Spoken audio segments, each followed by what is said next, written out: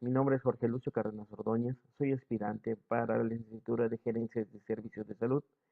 Este video es para platicarles por qué elegí el tema, en qué consistió la investigación y los resultados de la misma. Primeramente, el tema que elegí es repercusiones de la falta de inmunización por vacunación. Este tema lo elegí porque recientemente terminé la carrera técnica de enfermería general. Entonces vi la problemática que existía en las clínicas de salud de aquí de Mérida, Yucatán. Entonces me decidí profundizar un poquito más en el tema para hacer, con finalidad de crear conciencia de la vacunación y también para indagar sobre los movimientos o qué está haciendo el gobierno federal para plantear ese problema, para resolver más bien ese problema. ¿Ok? En primera, ¿qué repercusiones hay? Como el nombre dice, ¿qué repercusiones hay? Eh, Ofrecer una gama de vacunación o un esquema de vacunación completo en México ha resultado muy favorable.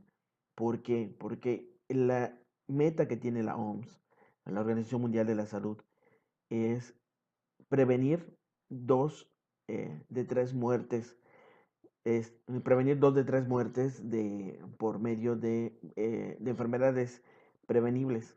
¿A qué me refiero con eso? A que la OMS en vacunación tiene para prevenir dos de tres muertes. Sí parece redundante, pero en sí vamos a hablar en porcentajes. Entonces, la OMS tiene como porcentaje resolver el 66% de las muertes por medio de la vacunación. Sin embargo, en México hablamos de una meta un poquito más fuerte por la vacunación, el esquema de vacunación que viene desde los años 80, principios de los 90. Hablamos de un esquema de vacunación que se ha modificado entre los años 98 y el 2014, de tal manera de que nosotros resolvemos 4 de 5 muertes prevenibles por estas vacunas. ¿Qué significa esto? Que nosotros vamos a prevenir el 80% de las muertes por vacunación. Es un tema importante porque el esquema de vacunación en México es mucho más amplio que en muchos países, incluso ha sido tomado como base para el mismo. La vacunación en México es algo que se tomó muy en serio desde el virreinato y que siguió así mucho tiempo más hasta nuestras fechas. Entonces, ¿qué ofrezco yo con esta investigación? Ofrezco que los resultados de investigación. Primero vamos a indagar sobre los principios de la vacunación, conceptos, un poquito de historia, a resolver algunas dudas y mitos que se manejan sobre la vacunación. También los avances que ha tenido la vacunación, no tanto en México, sino en el mundo. ¿Y por qué no? Porque ¿qué ha hecho México sobre la vacunación del mismo? Tenemos que la vacunación en México ha sido muy importante desde que la vacunación de la viruela, en este caso, llegó a México. Un impulsador fue el virrey, en ese entonces en México, que impulsó primero la producción y después la distribución de vacunas por toda América Latina. Estamos hablando de que la viruela ha sido erradicada del mundo. Es una enfermedad que por medio de la vacunación ha sido erradicada del mundo. Entonces nos planteamos que por qué las demás enfermedades no han sido erradicadas. En primera, los medios políticos. Los medios políticos no, algunas políticas no previenen de ese tipo de vacunaciones. Segundo, la economía no está. Recordemos que la economía de las vacunas está en dólares. No todos los países tienen para mantener un esquema de vacunación como lo mantiene México. Inclusive Estados Unidos y parte de Europa no mantienen ese esquema de vacunación gratuito. Mucho de eso se debía directamente al recurso que tiene la persona en particular. Me refiero a, Me refiero mucho a que ellos lo pagaban. Entonces, México ha sido precursor de la vacunación gratuita. Es vacunación gratuita para todos los niños, niñas y para todas las personas en sí. ¿Sí? Entonces, entremos en la investigación. La metodología de investigación. Como ustedes saben, hay todos tipos de investigación, la investigación documental y la investigación de campo. Aquí en la UNAD aprendí a utilizar los buscadores académicos o los buscadores especializados. ¿sí? De eso fue mucha ayuda. Antes tendría que navegar por, no sé, 30, 20 páginas para lograr localizar una información verídica. Ahora tengo que, con los buscadores académicos, en 2 clics, ya he tenido información de la que yo estaba buscando. En sí, tanta información ha sido, pues, uno de los inconvenientes o de los problemas, porque al tener tanta información del tema, tendríamos que especializarnos o tomar en cuenta mucho la información que estamos tomando para redactar o para escribir nuestro texto, ¿sí? Sin embargo, como le comentaba, estudié enfermería y tenía a la mano libros textuales o libros físicos sobre la vacunación. Y muchos de esos envaso no envaso, baso mi investigación, ¿sí? Sin embargo, hay muchas revistas, muchos medios gráficos, muchos medios multimedia que me sirvieron para desarrollar el tema como tal. Entrevistas a expertos de salud, infografías que fui leyendo, algunos esquemas y mapas conceptuales que me dieron una idea de cómo funciona una vacuna en sí. Ok, entonces recordemos que la investigación se divide también en campo. El campo no es un tema que yo haya recurrido muchas veces directamente. Sin embargo, digamos, el sector salud refiere mucho a las personas. ¿Por qué? Porque las personas son las que necesitan salud. Entonces, si uno no conoce la necesidad de las personas y cómo está reaccionando el sector salud para esas necesidades, entonces de nada te sirve leer y leer libros. Entonces, fue muy importante que la UNAP nos haya exigido o nos haya pedido más bien a realizar las investigaciones de campo, porque ahí te das cuenta de que son investigaciones o son pedazos de información que vamos necesitando eh, para concluir nuestro tema, para tener una mejor perspectiva del mismo, ¿sí? Y para centrarnos o para dirigirnos hacia donde tenemos que buscar, qué localizar y qué información nos está faltando y qué información nos sobra. O sea, no es que no sea relevante para nuestro tema, ¿ok? La entrevista es un medio muy importante para conocer información de expertos, no solo de expertos, sino de la problemática. Y las encuestas nos manejan, los resultados de encuestas hacen que tengamos una información estadística de lo que nosotros planteamos en un principio. Teníamos una idea de las cosas que resultaran, pero no es lo mismo lo que nosotros pensamos a lo que piensa una comunidad más amplia. Me hubiese gustado también tener unas respuestas o respuestas de varias personas, pero ya por el tiempo pues esto se reduce, eso se reduce, y entonces vamos a tomar un pequeño mundo para representar una gran población. Los resultados que obtuve de esta investigación, ¿sí? Vienen desde la investigación documental. Vamos a explicar qué es una vacuna, por qué vacunamos, eh, porque es una vacuna. Una vacuna es un microorganismo que está eh, pues preparado, ya sea atenuado, muerto o partes del mismo organismo que vaya representando que vaya como representante para nuestro sistema inmunológico para ser reconocido posteriormente. Entonces ese microorganismo es el que se inocua o el que se introduce dentro del cuerpo para que nuestro organismo reaccione ante él. Entonces esa reacción crea los anticuerpos necesarios para cuando un ataque de un virus completo, vivo y no atenuado ataque nuestro organismo. Entonces, ¿qué es una vacuna? Ya lo explicamos. Entonces vamos a seguir. La vacunación tiene principios de eh, pues, estamos hablando precoloniales, inclusive tanto en África como en Asia, América, se manejaba este, ingerir pequeñas cantidades de veneno de las serpientes para crear una resistencia al mismo. Se manejaba obtener las costras de la viruela para tener una,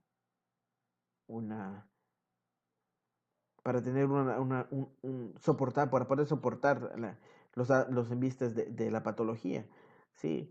No eran unos métodos comunes, no eran métodos apropiados más bien, pero resultaban. Resultaban, ¿por qué? Porque están metiendo los organismos en pequeñas dosis o en pequeñas partes y nuestro organismo sí enferma. Pero ¿qué pasa? Que nuestro organismo o nuestro sistema inmunológico es más de lo que se introduce, no como si fuese la enfermedad en sí. ¿Ok? Entonces, de ahí quedamos que nuestras enfermedades prevenibles están mantenidas como un esquema de vacunación. Un esquema de vacunación en sí en México va desde el año de nacido, protegiendo contra la tuberculosis y contra la hepatitis, seguidamente de protección de difteria, tétanos, paperas, parotiditis mismo, y muchas más enfermedades que van apareciendo. Enfermedades estacionales como la influenza o enfermedades son aquellas que producen un cáncer como la hepatitis A o como el VPH, el virus del papiloma humano. Entonces, nuestro sistema de vacunación en México ha sido muy amplio y ha sido de la manera, de una manera muy, muy óptima. Como les comentaba, las vacunas van evolucionando, las vacunas han sido creadas y modificadas miles de veces dentro de los laboratorios. Nuestro sistema de vacunación utiliza vacunas de última generación más bien, última generación. Tenemos la triple viral contra sarampión, rubiola, y parotiditis, tenemos la pentavalente, tenemos la DPT, que es contra la difteria, tosferina y tétanos, o simplemente tenemos para las embarazadas la TDPA que protege de tétanos y la difteria neonatal, o sí, entonces hemos avanzado de tal manera que nuestras vacunas son de última generación, las que utilizamos normalmente. La gente no lo sabe, la gente no lo ve, la gente solo va a vacunarse. Muy poca gente es la que está interesada en investigar qué tipo de vacuna tenemos y qué resulta de la vacunación. De ahí viene un movimiento que se ha generado. Yo creía que ese movimiento era nuevo, el grupo antivacunas. El grupo antivacunas es un movimiento que generó desde principios de la vacunación, desde que se crea la vacunación antiviruela, o que se crea la vacunación antirrábica, creyendo que pues hay muchas, muchas, muchas absurdas conclusiones, que le va a doler al niño, que no es necesario, que la enfermedad está erradicada, que no importa si no vacunas a tu hijo porque los demás están vacunados, que la enfermedad así no se propaga. Pero también cosas absurdas como que conspiraciones de control mental por medio de las vacunas o modificación genética por medio de las vacunas, cosas que son absurdas. Eh, También esos grupos antivacunas han hecho un retroceso en lo que se tenía avanzado sobre la vacunación. Estamos hablando de que en los últimos años en Europa no se vacunaba al 40% de la población, al 40% de la población. ¿Y qué pasa en este momento? Que se están revacunando. ¿Por qué? Porque hay enfermedades como la difteria, como la tosferina, todos los síndromes coqueluches que están atacando ahorita en la parte de Europa, España, Portugal, Holanda. Son países que ahora están atacados por ese tipo de enfermedades que estaban controladas. ¿Por qué? Porque existía esta vacunación. Ahora estamos hablando de que la gente no se vacuna y no nos vayamos lejos. Estados Unidos está igual. Estados Unidos, la mitad de Los Ángeles, comenta los escritos que la mitad de Los Ángeles no se ha vacunado. ¿Por qué? Porque dicen que no existe las enfermedades en Estados Unidos. Pero recordemos que ya no existe el país como tal. Y la migración es muchísima. Y no tanto que los migrantes lleguen a tu país, sino tú vas de visita a otros países, vas de visita a África, donde existen ya enfermedades menos controladas, como la malaria, como el ébola, como la fiebre amarilla. Entonces, o enfermedades que van surgiendo desde el sur, del cercano sur de América, como el Zika o como el dengue, el chikungunya, que son enfermedades que no se conocían y muchas enfermedades que faltan por conocer.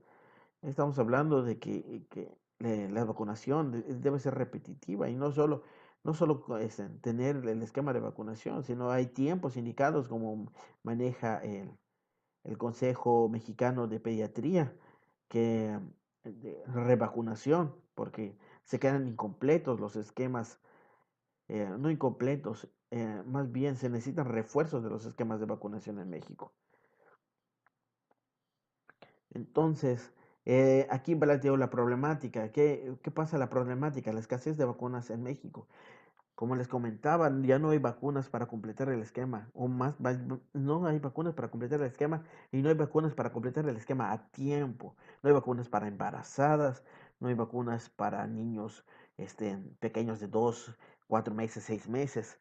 Estamos hablando de enfermedades como rotavirus, que aquí en México tenemos las bacterias muy influenciadas de Helicobacter pylori o las bacterias de rotavirus, que pueden causar diarrea para deshidratación y demás. Entonces, ese esquema de vacunación incompleto es muy importante que se resuelva. ¿Por qué? Porque estamos atacando otra vez a los niños. A la comunidad es que tenemos acceso a baños, tenemos acceso a comida limpia, pero hay comunidades que no, hay comunidades muy pobres que no tienen acceso a eso, que está los animalitos de casa, o los animalitos de patio, como las gallinas, pavos y demás, que ellos también tienen enfermedades, ellos también propagan enfermedades. Y si no están vacunados sobre estas, muchos de estos niños van a tener consecuencias graves. Tal vez no la muerte, pero sí consecuencias muy graves. Entonces es necesario pasar esta información, es necesario exigir a las autoridades que este problema se resuelva, este problema esté acabando, que eh, es un problema que no ha tenido una repercusión, digamos, masiva, pero que poco a poco se están dando los casos. No solo aquí en Yucatán, donde yo vivo, sino pues veíamos casos de Puebla, veíamos casos de Tamaulipas, veíamos casos de Tabasco, veíamos casos de Oaxaca, y todo esto por información de los mismos medios de comunicación. No hay una información veraz, una información por parte de las autoridades de México. ¿Sí? En conclusión, como les comentaba, este tema es muy importante. Debemos enfrentarlo en un futuro muy cercano. Tendríamos un problema. Estamos hablando de epidemias. La enfermedad se puede propagar, la enfermedad se puede mutar y hacerse más fuerte. Entonces, este problema, el desabasto de vacunas, va a crear más problemas, más costos. Estamos hablando de costos. Vamos a lo financiero, vamos a lo económico.